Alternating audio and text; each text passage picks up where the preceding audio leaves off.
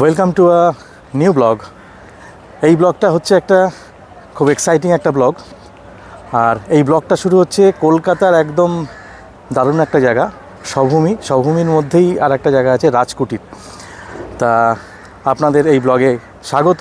আমি সুদীপ্ত, আর আপনারা আমার সাথে দেখছেন আমার চ্যানেল খেয়ালি মন। স্বভূমি কলকাতার একটা আশ্চর্য লোকেশান। কলকাতার একমাত্র টিলা এই স্বভূমিতে একটা পাহাড়ে ওঠার অনুভূতি পাবেন, দারুণ লাগবে। এখানে আপনারা রাসমঞ্চ, রাজকুটির এরকম অনেকগুলো রেস্টুরেন্ট রয়েছে যেগুলো 3 স্টার ক্যাটাগরি। এগুলো বিভিন্ন অনুষ্ঠানে ভাড়া দেওয়া হয়।